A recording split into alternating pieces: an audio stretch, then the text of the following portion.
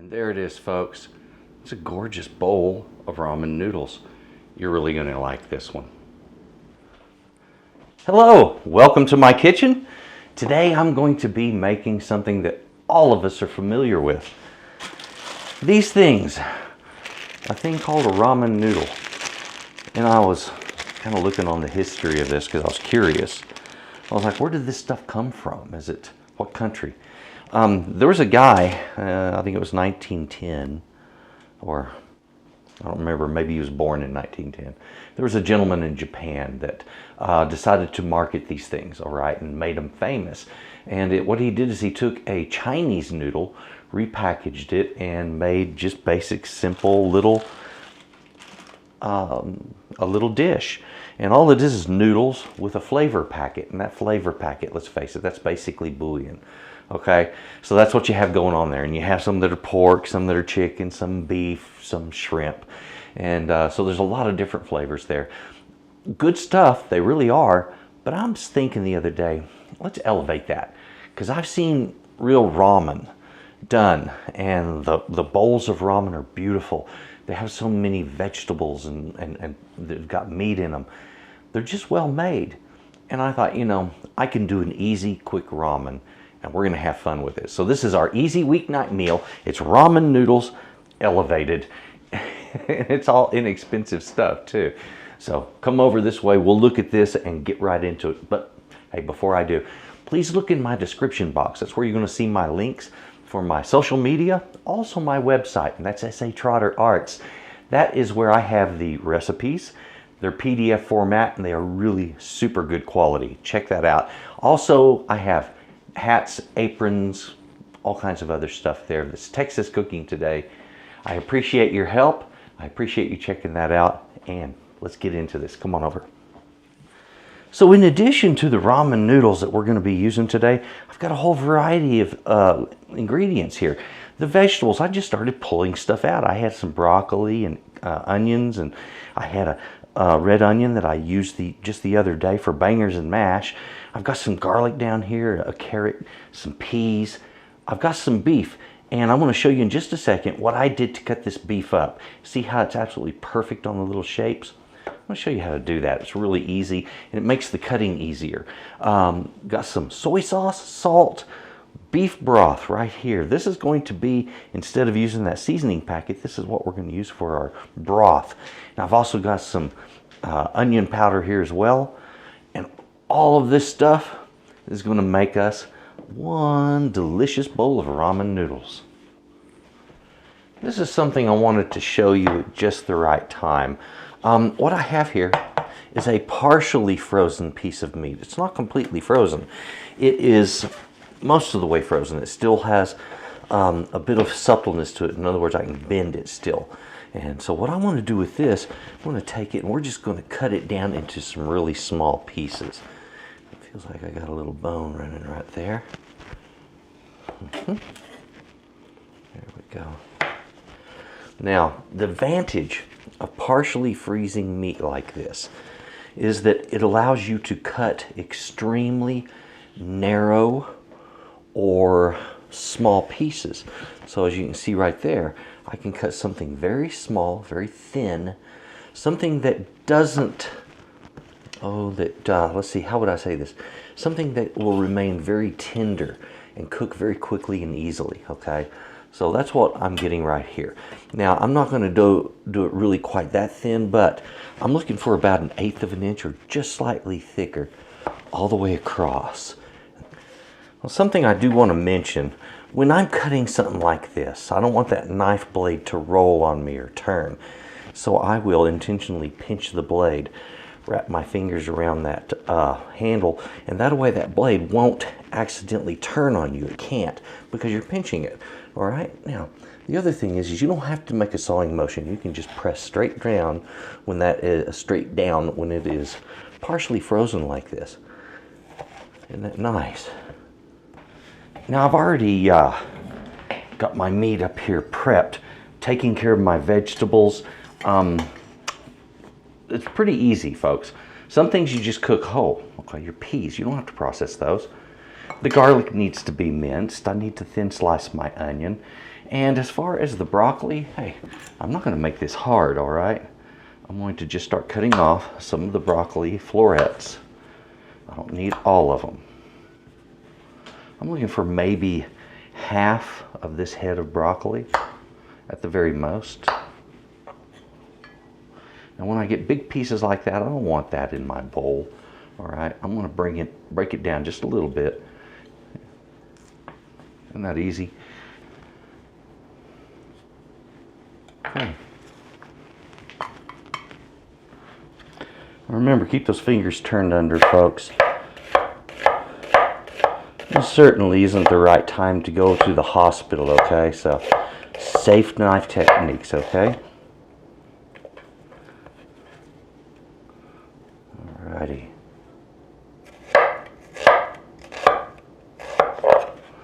Okay, now my onions, these mostly, I'm just looking for a boost of flavor in this dish, and this is a great way to get it. Now, you know, carrots are a fairly firm vegetable, and they don't cook at the same rate that others do. These take a little longer to cook. Ways around that. You can use what I'm doing here, a vegetable peeler, to make thin pieces. That's what we're going to do.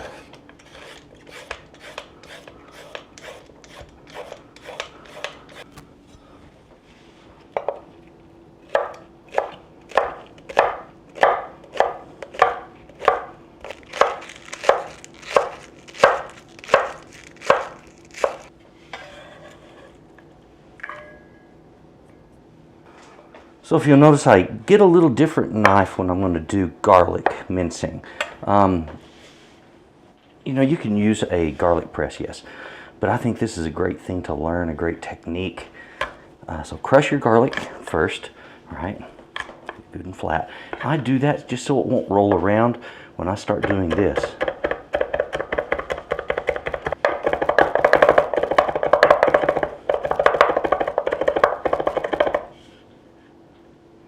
Alright, there we have our minced garlic. That's going to be ready for our dish, making it just that much better.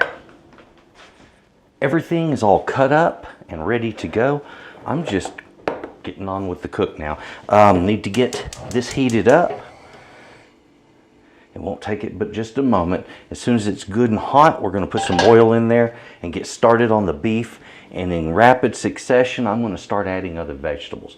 I'll add the broccoli and these peas in next, and then right after that the carrots. Now these, the green onions, I'm not going to put it in there as it's cooking.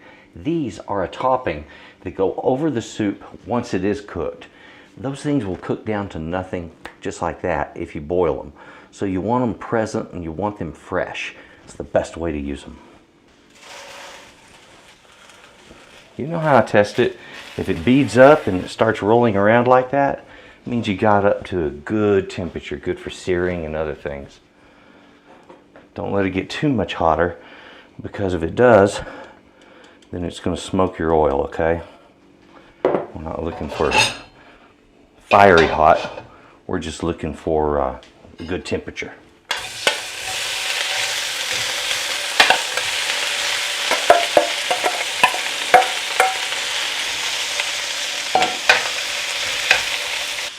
As you can see, this isn't something that requires just a super amount of skill, all right?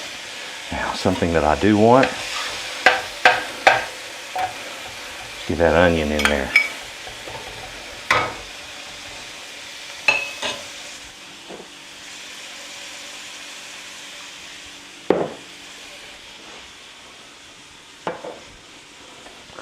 We're going to let that onion cook for a minute.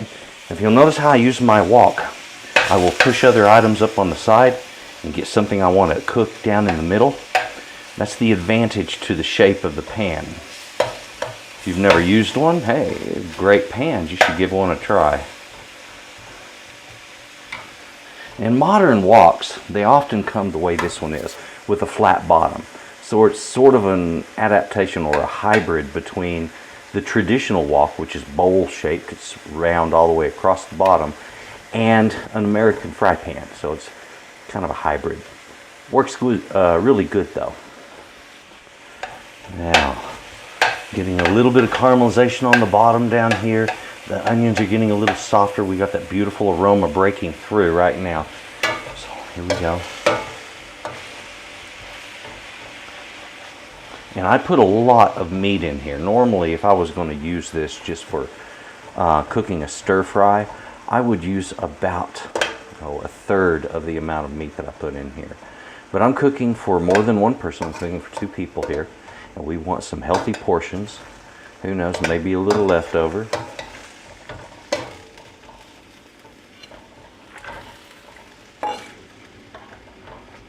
So unlike a traditional stir fry, I'm not looking to stir this constantly.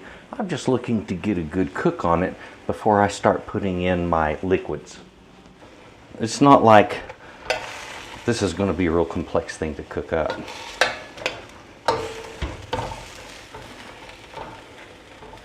Alright, we've got a lot of color, a lot of delicious flavors going on here.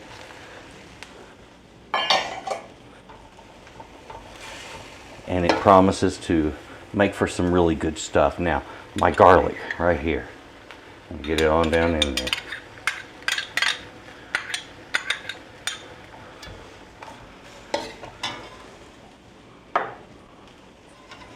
And I'm going to put in just a little bit of salt, about a half a teaspoon.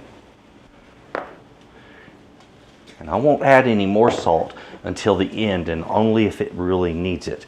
Now, normally when I do a stir fry, I'll use like some onion powder like I'm doing here, and I'll just lightly dust it over it. Anywhere from a quarter to half a teaspoon. You could go up to as much as 3/4 of a teaspoon of the onion powder. It's going to be just fine because you've got a lot of liquid hitting this, okay? Look at the beautiful color we have going on in that pan. A lot of healthy goodies. You talk about a really cool way to do ramen noodles. I think we're off to a good start right here. All right, so now what I'm seeing is no more pink in the meat, and that's really the level I wanted to cook this to. It's going to do more cooking once we get that liquid up to full boil, and that's what we're going to do next. So what I want to do now, hit it with a little bit of soy sauce. I'm not putting a whole lot in there. A couple of tablespoons, maybe as much as a quarter of a cup.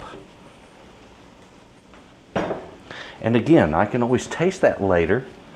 We'll see what it tastes like, and if I wish to add more of that, we can always do. Can't take it out, but you can always add more. I have my beef broth right here, and I'm going to be putting a couple of tablespoons of cornstarch right down in there, okay? And the reason I'm using this, I want my ramen noodle liquid to have a little bit of body to it. A little bit of, not just so liquidy, not so thin and watery. And this will give it that body that I'm looking for. Now make sure that when you're mixing up something like this, that that you mix it thoroughly. That cornstarch will want to settle on the bottom, and it takes it just a moment to break loose and finally mix in. So be patient with it. Alright, straight down into this. Look at all that caramelization that was up on those edges. All of that gets to be a part of the flavor that this is going to turn into in just a moment. Frankly, it's something I'm looking forward to. Now look at that. You see that color change that's going on there? As it starts to come up to a boil, we're going to see it thicken a little bit, and we're going to see the color change. We get that broth dark. So when you see the cornstarch making it kind of a light color, don't fret, don't worry about that. It's going to come out just fine. Look at that. All right, now as you see, we've brought it up to a full boil, and I'm going to let it boil there for about 3, maybe 4 minutes. The idea here is to allow any final cooking to occur. In the peas, in the broccoli, that carrot will finish softening up, and it only takes a couple of minutes, as I said, and then we're going to put it right over our noodle. And I also want it good and boiling hot because I want my noodles to cook while it's cooling down. So the noodle takes about 4 minutes to finally soften up under the liquid. The quantity of what I use today, well folks, it basically just kind of depends on how much you want per person.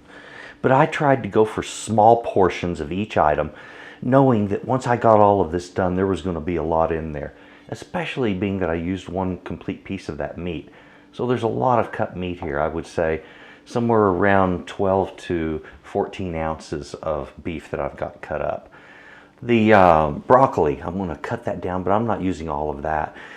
It's just about half of the broccoli there that I wanted to use, as you've seen.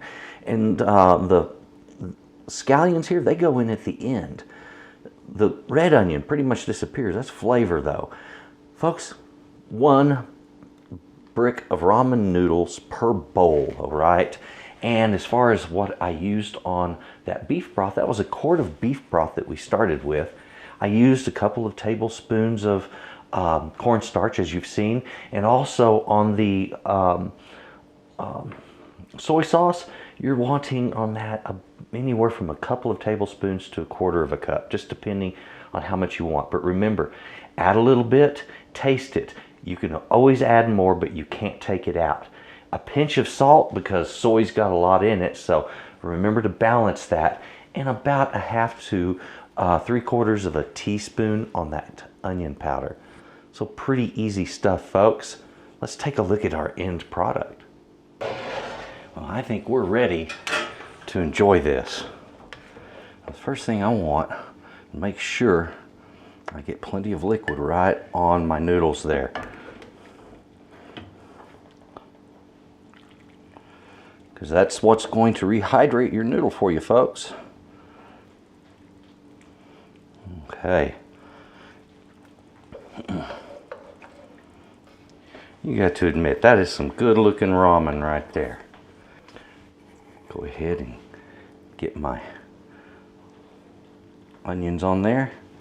And there we have it. Ramen noodles fit for a king. And there it is, folks. It's a gorgeous bowl of ramen noodles. You're really going to like this one. That liquid's nice and thick.